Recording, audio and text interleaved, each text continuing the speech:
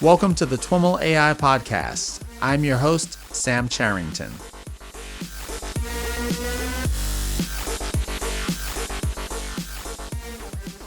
Hey, what's up everyone? I hope you all had a wonderful weekend.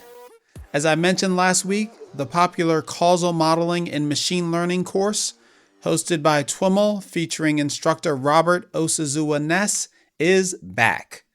We've now held 2 sessions of this course and student feedback has been amazing.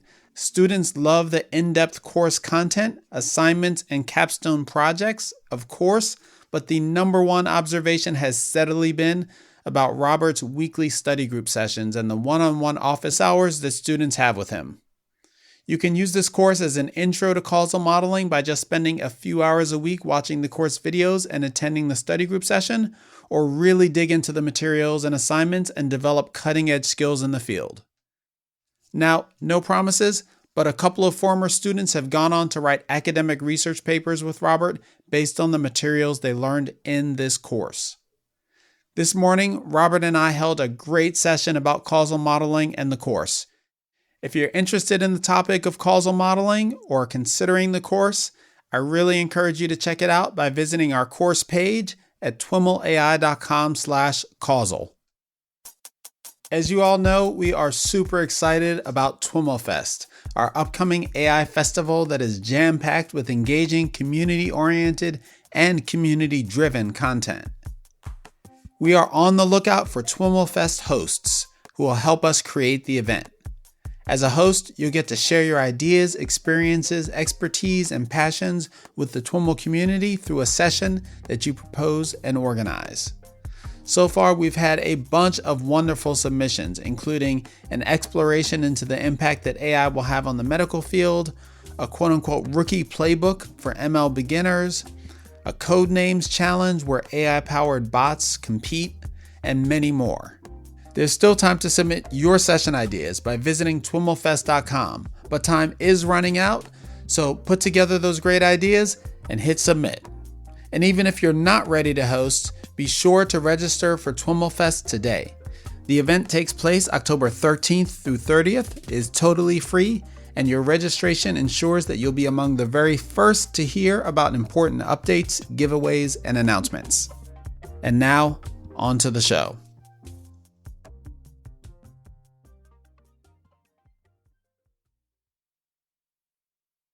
All right, everyone. I am on the line with Muhammed Kocabas, Nikos Athanasiou, and Michael Black. They are with the Max Planck Institute for Intelligent Systems, and we're here to talk about their most recent paper, a paper called Vibe that we will get into in more detail. But Muhammed, Nikos, and Michael, welcome to the TWIML AI podcast. Thanks. Nice to meet you. Thanks for having us. Awesome. Let's start by having each of you share a little bit about your background and your role at the Max Planck Institute, and what in your background led you to this work, and what your general research interests are. Muhammad, why don't we start with you? Yeah, sure. So I am Muhammed Kocabas. I'm currently a Ph.D. student in Max Planck Institute for Intelligent Systems in Perceiving Systems Department, doing computer vision and graphics research. So I did my bachelor's in computer engineering in Istanbul Technical University in Turkey, and my master's in Middle East Technical University in Turkey again. So during my bachelor, I tried to explore different areas that is interesting for me, ranging from robotics, NLP to computer vision and machine learning. I continued for a master's degree in computer vision and machine learning, and I started working on human pose estimation, which has broader implications and application areas in the community. And then I started doing a PhD again in the same topic. Cool. Thank you. Nikos? So hi, I'm Nikos Athanasiou. So I'm also currently a PhD student at Max Planck Institute. I'm in my first year. So a little bit about my background. I completed my bachelor's and master's degree in computer engineering in Greece, in National Technical University. During the first year of my research, I've started doing research basically on natural language processing, but then I wanted to combine natural language processing, machine learning with computer vision. So I started my PhD at Max Planck Institute. I'm currently working on motion understanding, decoding, and how we can combine motion and actions with language semantics. I would like to combine machine learning and mathematical modeling with human interactions. I think that's the most interesting part of the machine learning research, and that's why I followed the PhD degree and started last September. Awesome. Awesome. Thank you. Michael? Well, I'm Michael Black. I'm a director at the Max Planck Institute for Intelligent Systems. And I've been working on problems in human motion estimation since the early 1990s. And I became interested in human motion because computers can't really understand us and be full partners with us until they understand our facial expressions, how we move, how we interact with the world. And I'm motivated by Aristotle, who said to be ignorant of motion is to be ignorant of nature. And I think almost all my research focuses on how things move and trying to get computers to understand that motion. A little bit about my background. I lived all over the place, educated in the US and Canada.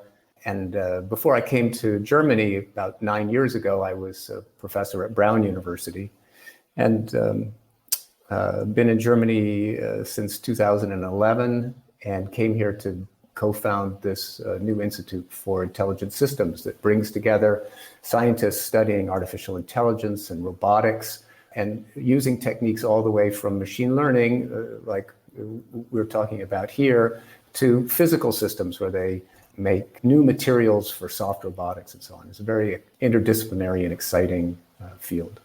So, Muhammad, you mentioned that your area of interest is in pose estimation. And in fact, the paper that we'll be talking about, VIBE, which is short for Video Inference for Human Body Pose and Shape Estimation, is kind of in the direction of advancing pose estimation. Why don't you share a little bit about kind of the broader landscape of pose estimation and where your paper is hoping to contribute? I think we've, folks in the audience have probably seen various images that come from pose estimation papers and tools that show kind of like a stick figure superimposed on a picture of a body. What you're doing is a little different than that, in that you're doing kind of 3D pose estimation. Talk a little bit about the broad landscape that your paper fits into. Sure. So basically, the pose estimation is the task to estimate human pose from images, videos, or any kind of sensory data. But in computer vision specifically, we tackle with the problem of estimating human pose from images and videos specifically. And we can define human pose in different kind of ways. Like, as you mentioned, one of them would be to estimate some key points. Like, these are some sparse set of key points only that can be the joint locations or some limb locations of the human bodies. Or we can also try to estimate the whole body, like in a more structured manner, like a human body mesh. So these kind of representations have some kind of a hierarchy. So sparse set of key points are really lacking to explain the real human body. So, and also we can estimate the 2D or 3D sparse set of key points. But when we proceed to more higher, richer representations like human body meshes, which can define the whole body, like the whole pose and shape, which has some richer information that explains the human body. So in this paper specifically, we try to estimate the whole body mesh, which is more explanatory than only a sparse set of key points. And also we tackle the problem in 3D space, which makes the problem more difficult to estimate from the images or videos only. Great. And Nico, you mentioned that one of your interests is in applying vision to motion. Can you talk a little bit about the motion aspect of this and where that comes in? So we are aiming directly to capture motion. So we are starting from a plain video, which are multiple images, a sequence of images. And from those images that we have, we detect the person in the video and we estimate his or her 3D pose and shape. So many methods have looked at this problem, but the vast majority focus on single images. So estimating the human pose in one image. And a video is just a sequence of single images. So you could just apply those techniques one frame at a time. If you do that, you tend to get a jerky reconstruction that's not moving smoothly and naturally like a human would. And so one of the observations here is there's more information in the video sequence in the continuity of the motion. And if we can train the computer to exploit that by teaching it what it is to move like a human, then we can exploit information across a long video sequence and get better results than you would get by doing it frame by frame. Mm-hmm. And as an example of the better nature of the results, you've got a great picture at the beginning of the paper that shows some areas where the current state-of-the-art method in a challenging video doesn't seem to track very well, whereas your method performs better. What is that kind of reference method that you looked at, and what's the data set that you are building your model with? Well, the competing method is from one of our very good friends and colleagues, Anju Kanazawa, who actually did an internship in our institute. So it's a friendly competition for who's going to have the state of the art. Anju's amazing, and she's a professor at Berkeley. And she also extended one of these single frame methods over time, but in a different way. And one of the things that distinguishes our approach was actually inspired by something she did earlier, which is to use a discriminator that knows something about, it's trained to distinguish between fake human motions and real human motions. And to enable that, we exploited a data set that we made public back in the fall called AMASS. And AMASS is a data set of about 45 hours worth of human motion capture data that captures a wide range of how people move. And then we use that to teach the computer basically what is a good human motion and what isn't. And when you say human motion capture, is this kind of regular video, or is this the kind of thing that we will often see with humans in like white suits with like the balls around them? Yeah, the latter. It's there are many, this is commercial motion capture data with markers and infrared reflective lights and so on. So very much a lab setup. And many groups around the world have made small amounts of motion capture available. Every data set, though, is in a different format, and researchers were struggling to get enough data to train deep neural networks. As we all know, deep networks are great, and they could do a wonderful job, but they need a lot of data. They're data hungry. And so what we did was pull together a dozen different data sets and put them all into a single format. This representation of the human body we use called simple, SMPL. And by unifying them all, it provides enough training data to really do something bigger. So, Muhammad, tell us a little bit about your kind of first steps in tackling this problem.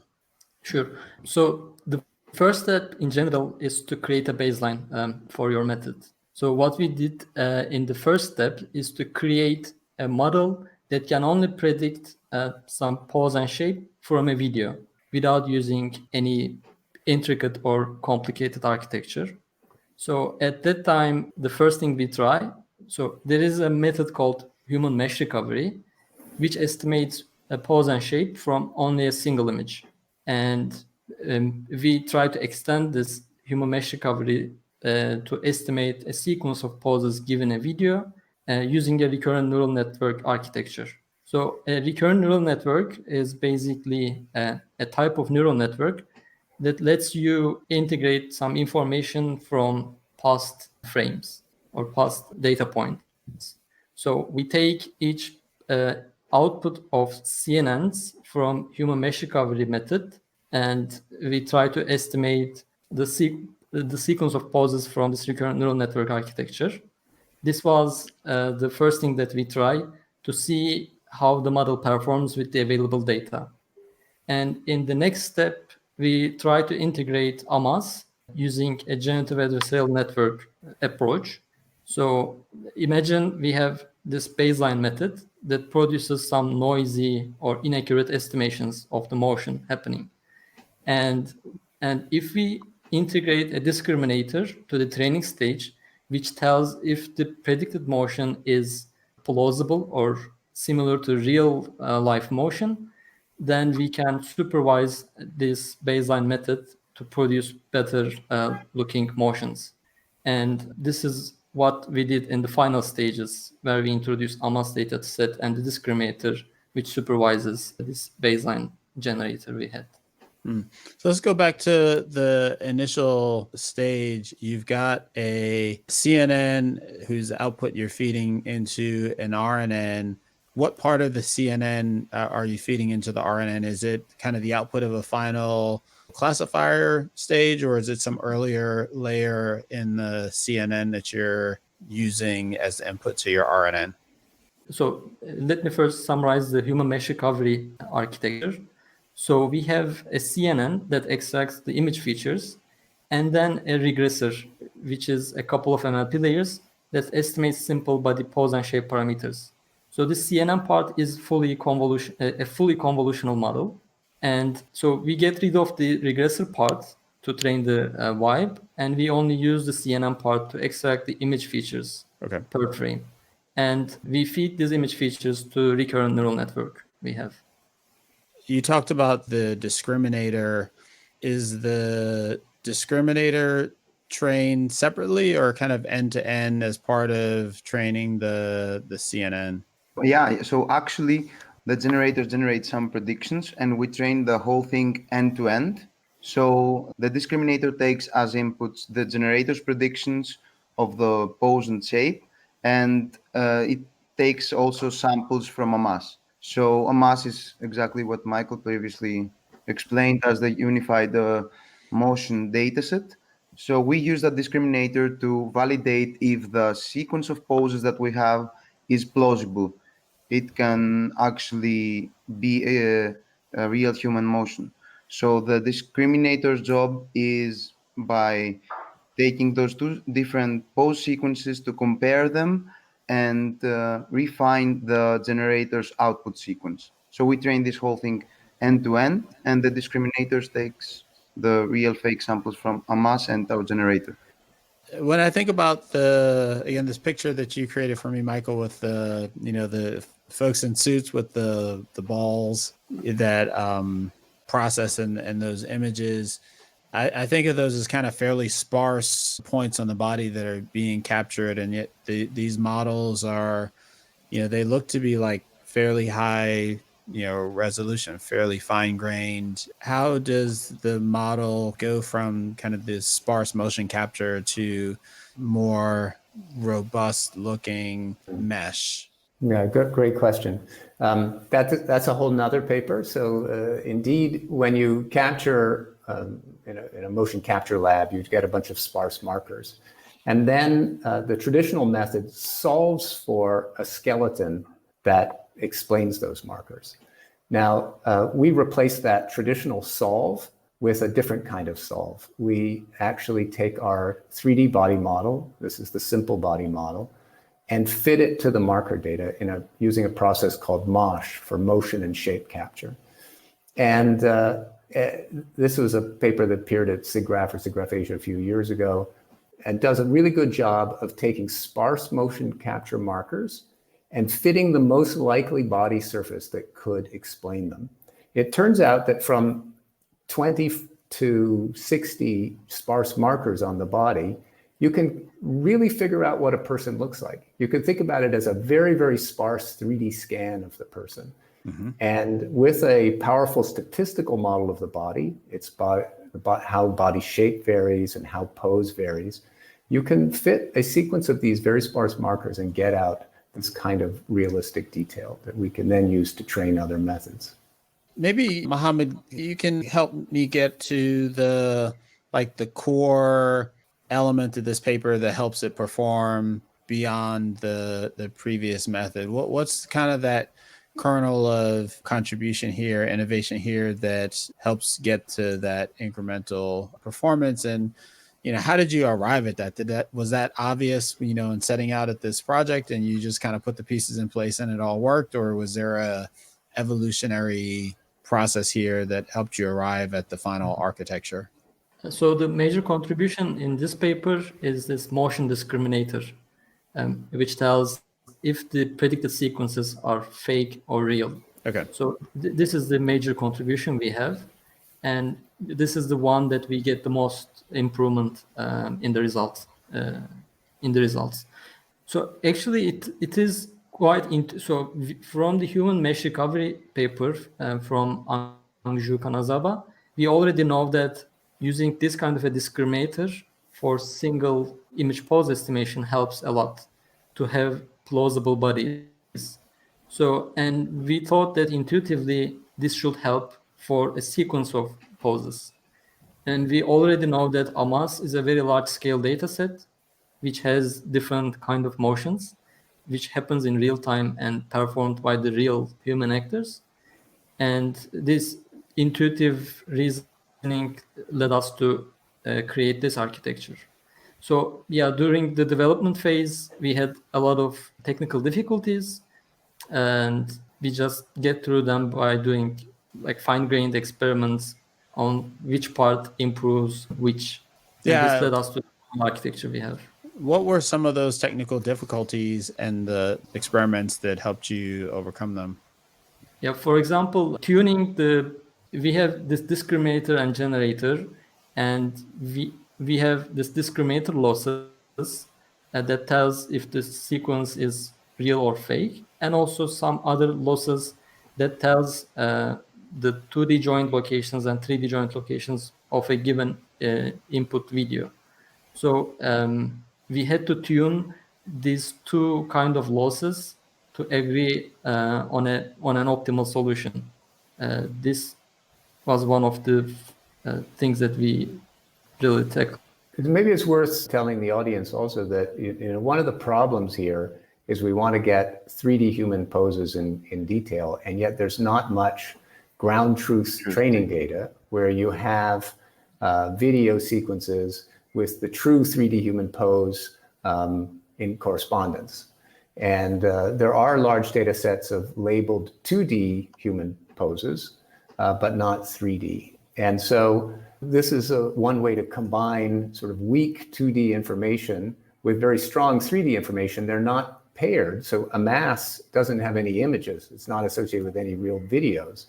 But the discriminator learns what it is to be a motion, and then the generator learns how to go from images to 3D poses. Yeah, exactly. Actually, that's what the high overview of the paper is. We get the 2D data, we output some pose sequences, and then we use that huge data set AMASS that has various motions to refine those predictions, to be able to not between the two sequences, one from AMASS and our sequence, our generated sequence, the discriminator ideally should not distinguish between those two. So the discriminator should be 50% sure about which one is the real and which one is the fake. And that's a great point. So the discriminator is operating purely in the motion domain. It doesn't know anything about images or, the frames of the video. It's just answering the question, does this seem like the kind of motion that the human body does based on the AMASS data set? And the CNN and the other parts of the architecture are more focused on extracting motion from the video frames. Yeah, exactly. Cool. And so I think one of the points that you make early on in the paper is that the motion that, and even the examples that you give, it's not like normal motion. It's kind of complex motion that is not something that you see every day. Was the AMASS data set kind of curated to identify and include lots of examples of complex motion in it, or is there something in the process that is kind of extrapolating to that kind of complex motion? Okay, it's a good question. There's a mixture in there. There's a lot of mundane things like walking. It seems like in motion capture labs, people capture a lot of walking. But there are some data sets that are a little bit more extreme, have more interesting poses. And in fact, we captured something we call extreme poses, which we hired some gymnasts to come in and do basically the wildest things that the human body can do, just to really flesh out the space of what's possible. And there's one other thing that happens in motion capture a lot for video games. People often capture something like kicking a ball and turning left or turning right in very discrete movements. And so we have something called a transitions data set in there as well that captures people doing one movement and then transitioning to another movement. So this is, again, trying to expand. These transitions are things that you might not think to capture on your own, but are really part of a natural human behavior. So there's a mixture in there, and it's rich enough for this task. Mm-hmm. Are there specific things that Muhammad or Nico, having worked with this data set for this particular task, jump out at you as, I wish the data set had more of, kind of category X because it would help you build more robust models? Yeah, basically that AMASS dataset has almost all of the available mockup data by different labs captured and in different conditions, but it doesn't have a lot of in the wild data. That's the thing that it's missing, the extreme poses and the in the wild kind of data. So someone doing extreme gymnastic exercises or having like motion without a constant pace and having different poses and like opening the hands or the feet extremely quickly or slowly. Or we could always benefit from more variation of extreme and quick or fast motions. Yeah. Mm-hmm. And now that we are starting to have, I'm thinking like sporting events that are captured with many cameras from lots of different angles, does that ever able to take the place of motion capture types of information, or are we not kind of sophisticated enough to correlate all of that and produce the kind of data sets that kind of traditional motion capture is able to provide? Have you looked at that, Michael, at all? Yeah, so let's come back to this idea that traditional motion captures a bunch of sparse points on the body, not very detailed. Right. With images, we've got thousands, hundreds of thousands of points on the body. Right? They just happen to be in 2D, but they are much richer in some sense. We have all this facial expression information, details of the hands, subtle motions of the body, breathing, and so on. You can see all that in a video. So our hope is, one day that motion capture from video will be more accurate and more detailed than motion capture from a traditional mocap system today. We're not there yet. This is a step in that direction. I think your intuition about combining multiple views is a good one, and it's something that we've looked at in the past and continue to look at. Can we combine multiple 2D views of a person and get really high quality output? I think the answer is yes. I haven't seen a system yet that competes with the most accurate mocap systems. But then the most accurate mocap systems, cost hundreds of thousands of dollars and have dozens of cameras.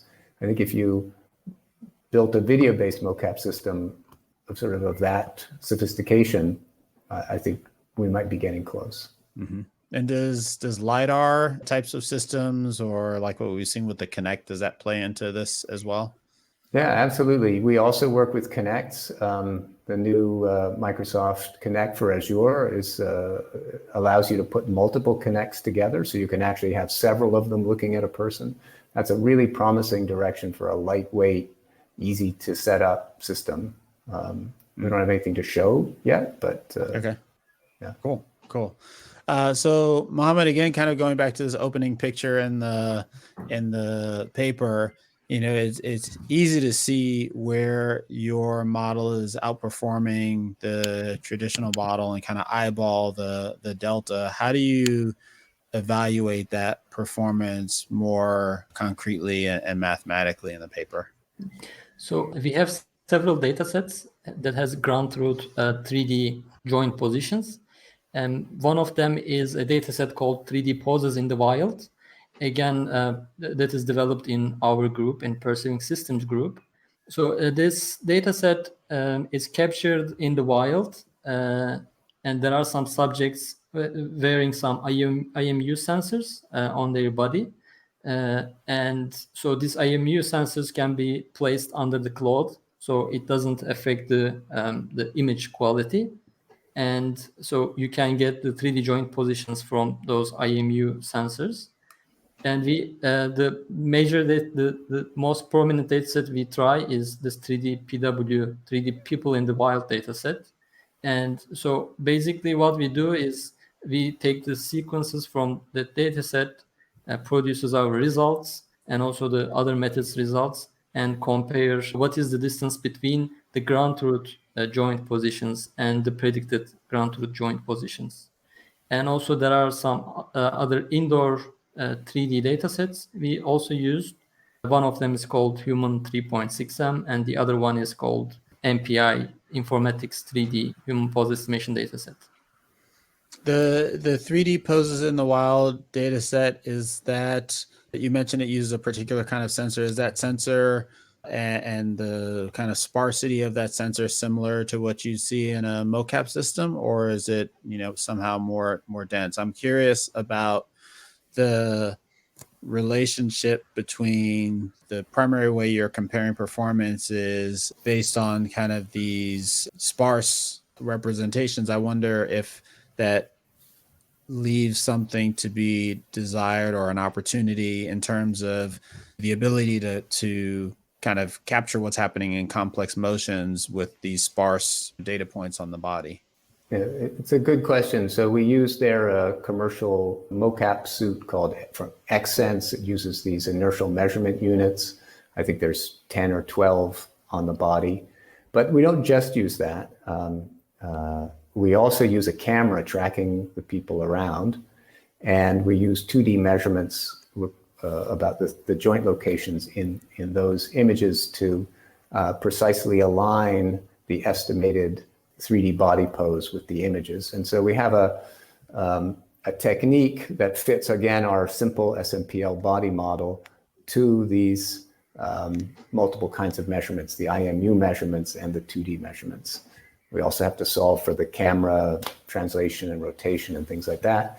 But putting this all together gives reasonable, we don't call it ground truth, we call it reference data. We're a little careful about that. It's not the same level as a motion capture lab, but you get the benefit of being outside in the wild with all the complex lighting and occlusion and things that go on in natural scenarios. Okay. It's a bit of a trade-off. It's the holy grail is to have perfect ground truth where you know every single bit of the motion with no crazy sensors to get in the way, outdoors in the wild, but it doesn't exist. So Muhammad mentioned earlier, this process of kind of experimenting and identifying, things that didn't work with particular emphasis on the discriminator. Nikos, I'm wondering, from your perspective, if you can share another example of something that maybe you thought was going to work and didn't, and how you had to adjust the approach to accommodate it. Yeah, the experimentation procedure was tough, but yeah, there are a few points. So we tried.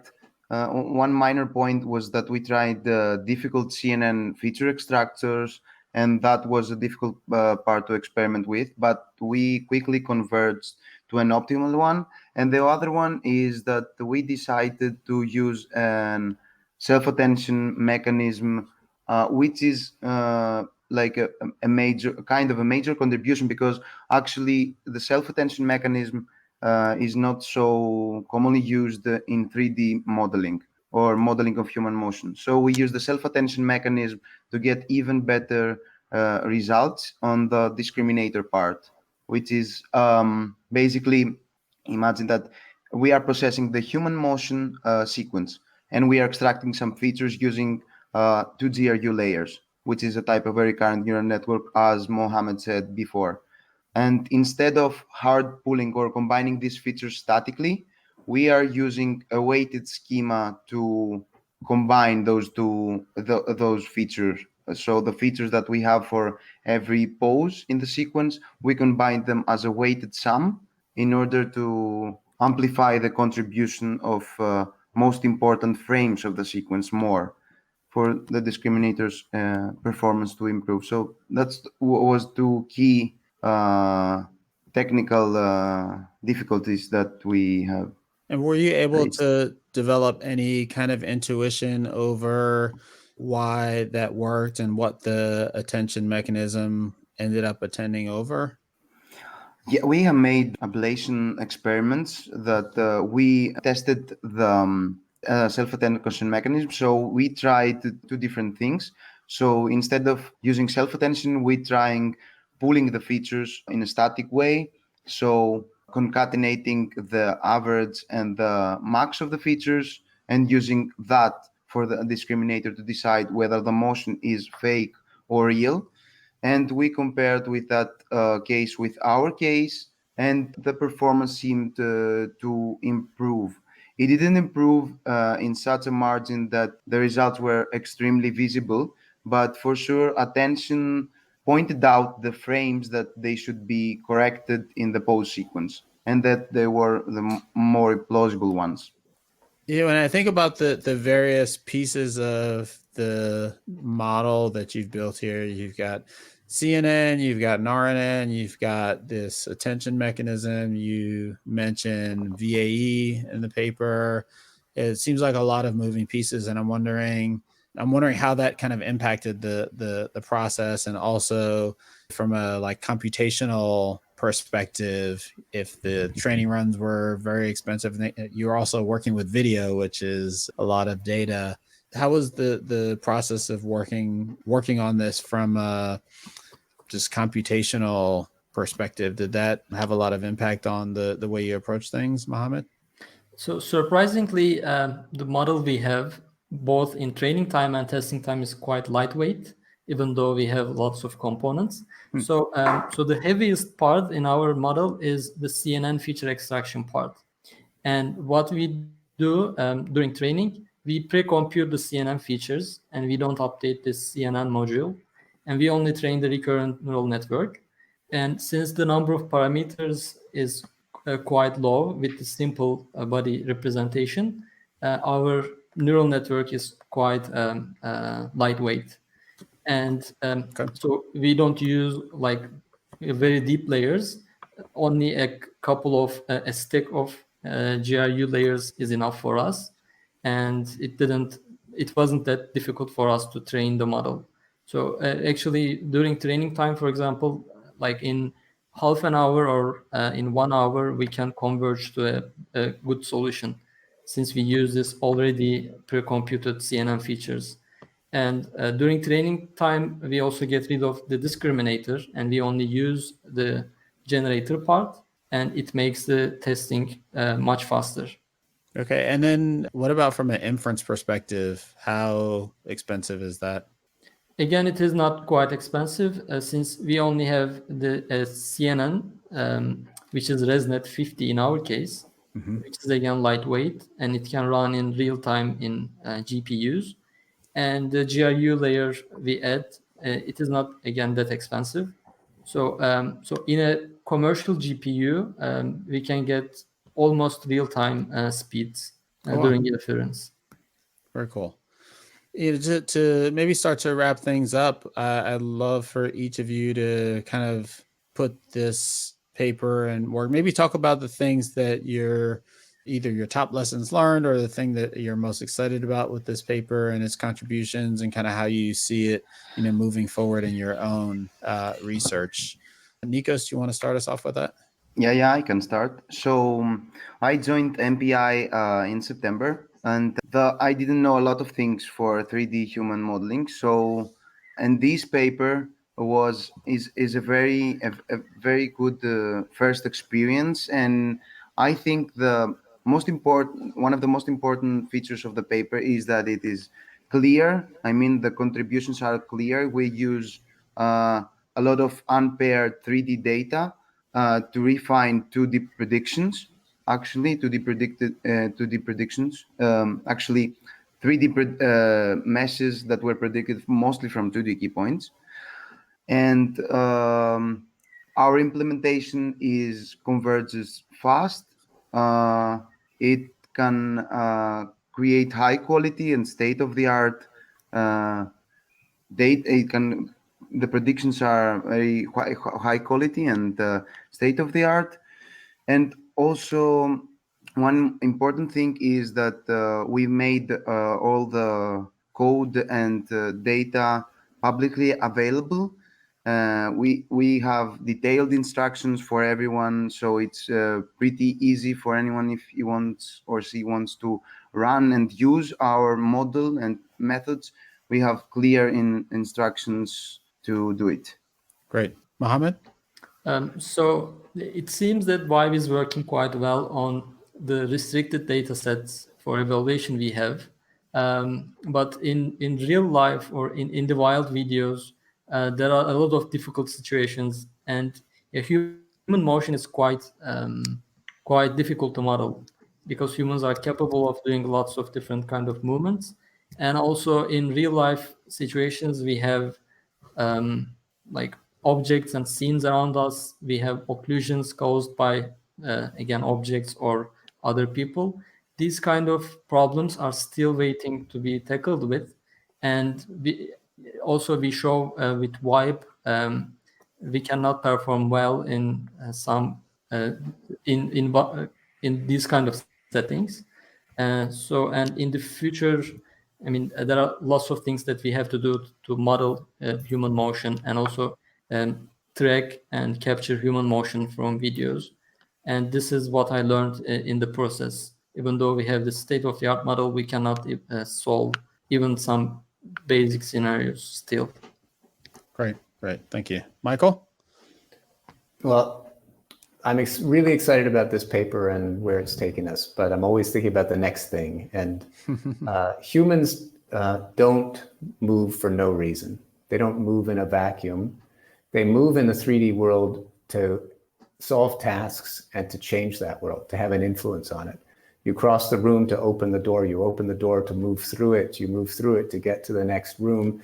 You're solving tasks all the time. And in solving those tasks, you're interacting with the environment. Even if you're interacting with another person, you're moving your face and you're gesturing in ways that try to have an influence on the other person, maybe without any contact, but you're still using your body to influence people or the world. And this work at the moment just treats the body in isolation. The body isn't embedded in the environment. The CNN doesn't really know anything about the environment. It's a single person not interacting with other people. I think there's a tremendous amount we still have to do to get computers to really understand us. And those next steps will be about human-human interaction and about human-object, human-scene interaction. Great. Well, Muhammad, Nikos, Michael, thanks so much for taking the time to share with us your paper and what you're up to. Thanks a lot. Thanks. All right, everyone, that's our show for today. To learn more about today's guest or the topics mentioned in this interview, visit TWIMLai.com. Of course, if you like what you hear on the podcast, please subscribe, rate, and review the show on your favorite podcatcher. Thanks so much for listening, and catch you next time.